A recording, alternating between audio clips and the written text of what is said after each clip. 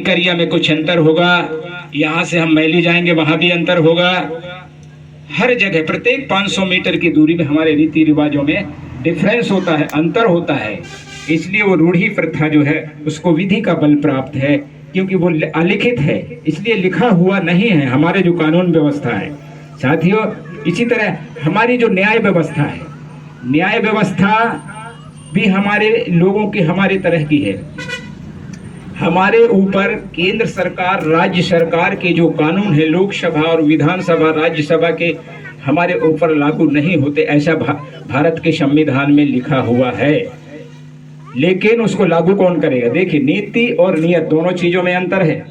नीतियां बहुत सारे बना लो, अगर नियत साफ नहीं है तो उन नीतियों का कोई मतलब नहीं होता। वही चीज है, बाबा साहब ने इतना बड़ा ग्रंथ दिया है आपको, लेकिन उसको इम्प्लीमेंट कौन करता है? उसको इम्प्लीमेंट करने वाला कौन है? सबसे बड़ा पावर अगर है तो वो पॉलिटिकल पावर है, राजनीतिक पावर है। क्योंकि मैं राजनीतिक व्यक्ति हूं तो राजनीति की बात भी जरूर करूंगा। आज आप लोगों की ये दशा क्यों? क्योंकि आपके पास पॉलिटिकल पावर नहीं है।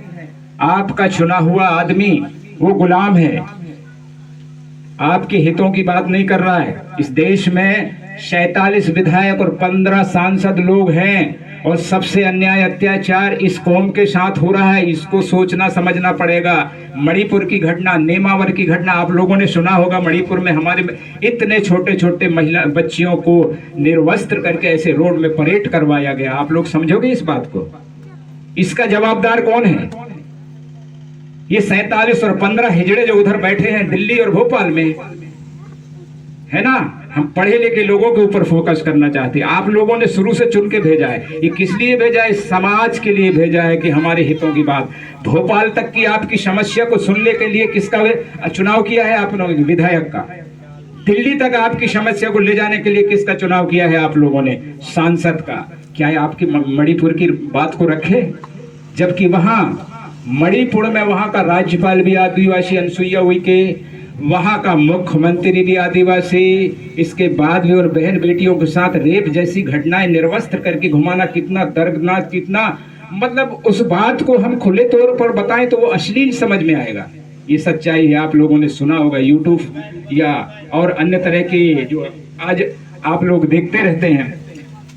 ये समस्या है, इस बात को समझना है। भाषण, गाना बजाना, ये मानते हैं हम कि ये संगीत हमारे संस्कृति का एक अंग है, बहुत जरूरी है। संस्कृति हमारे जो है संस्कृति का एक अंग है, गाना बजाना चाहिए। लेकिन कब गाना है, कहाँ बजाना है, कहाँ सुनना है, कहाँ बैठना है, हम लोगों को दिशा और दर्शन का पता नहीं होता कि कब क्या करना है।